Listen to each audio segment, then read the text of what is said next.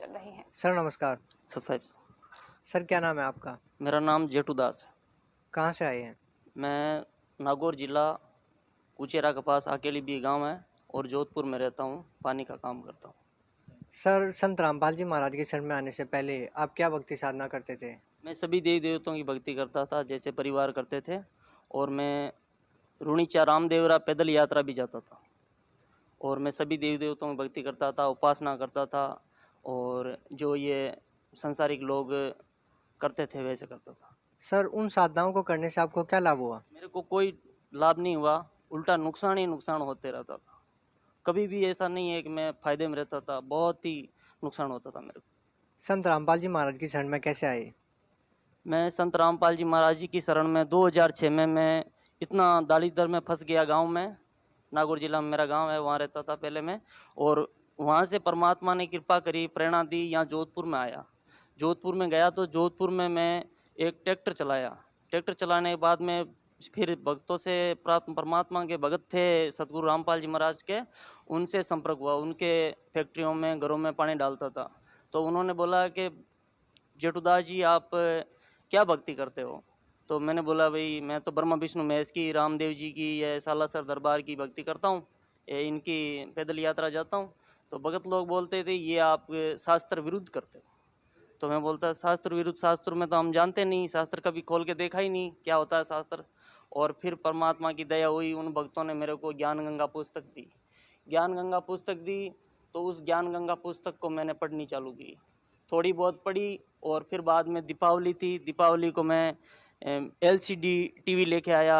उस टीवी पे भगत जी ने बताया, और पुस्तक में भी लिखा हुआ था कि साधना चैनल पे सतगुरु रामपाल जी महाराज के प्रवचन आते हैं, तो आप उसको देखें। तो मैं उसी दिन जो ये हमारे संसारिक व्यवहार में मानते हैं कि ये दीपावली से 2 दिन पहले धनतेरस आती है, उस धनतेरस को मैंने 15,000 में सतगुरु रामपाल जी महाराज की दया से वो डीवी लेके आया, टीवी, और उस पे साधना चैनल लगाया।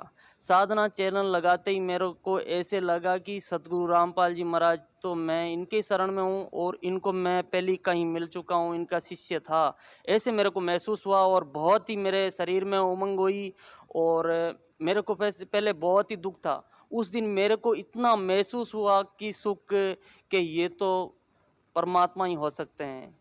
फिर मैं उस सतगुरु रामपाल जी महाराज के जो शिष्य हैं, मेरे भगत भाई हैं अब तो, उनके साथ मैं बरवाड़ा गया।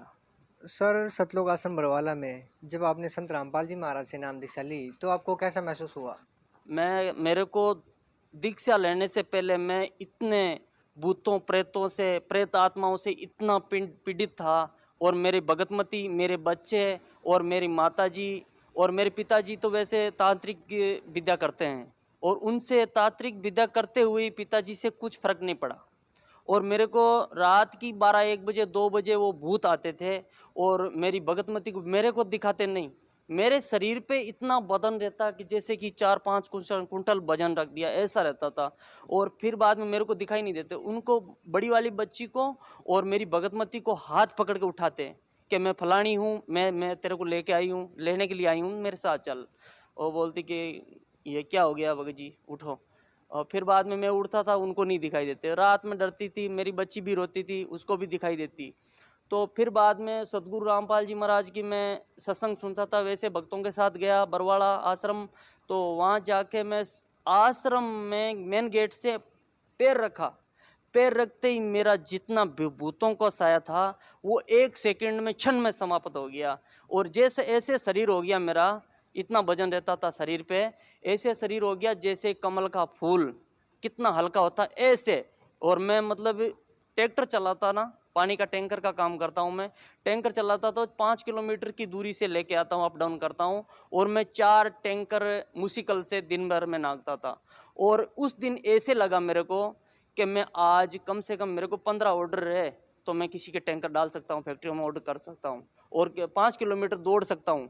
ऐसा शरीर हो गया सदगुरु जी के चरणों में जाते ही, आश्रम में उपदेश लेने से पहले, और उपदेश तो मैंने बाद में लिया है।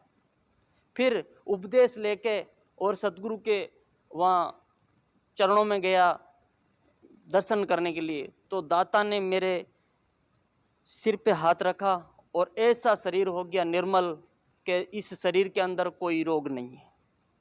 ऐसी दया करी दाता ने। सर भगत समाज को क्या संदेश देना चाहते हैं? मैं भगत समाज को संदेश देना चाहता हूँ कि सतगुरु रामपाल जी महाराज यहाँ हरियाणा हिसार में आए हुए हैं। अभी तो वो दाता जेल में है, लेकिन आएंगे बाहर, ये हमें भरोसा है। 101% के दाता जल्द बाहर आने वाले हैं और उनके ऊपर जितना झूठे केस लगे हुए हैं वो अपने आप क्लीन चिट होते जाएंगे। और उनसे नाम उपदेश लो और अपना मोक्ष कल्याण कराओ। यही है परमात्मा के रूप में। जैसे राजा रामचंद्र आए थे, उनको उसी समय भगवान को ही मानने को एग्री नहीं थे, और फिर बाद में अब उनकी जीवनी पढ़ते हैं और उनको भगवान बताते हैं। राजा कृष्ण भगवान आए थे, वो मनुष्य के रूप में ही एक संत की भूमिका की थी, उनको अब भगवान मानते हैं। लेकिन वही ऐसे ही सतगुरु रामपाल जी महाराज एक परमात्मा लीला कर रहे हैं संत की, लेकिन वो पूर्ण परमात्मा है, भगवान है, कबीर साहिब है। उसकी शरण में जाओ और अपनी मोक्ष कल्याण कराओ। यही भगत समाज से मेरा निवेदन है, अरदास करता हूँ, सबको प्रार्थना लगाता हूँ। सर तकरीबन आप 8 साल से संत रामपाल जी महाराज से जुड़े हुए हैं। आप संत रामपाल जी महाराज के साथ जेल में भी रह के आए हैं। सर आपकी आस्था संत रामपाल जी महाराज में अभी भी वैसी ही है जैसी पहले थी? पहले तो आस्था कम थी, और अब सतगुरु ये लीला करने के बाद में इतना उमंग आ गई कि ये परमात्मा सबको बताना चाहता है, और यही परमात्मा है और यही है 101% परमात्मा है। और उन्हीं का जन्म मृत्यु का रोग काटने के लिए मेरे को बुलाया है मालिक ने, और यही सबका उद्धार करेंगे।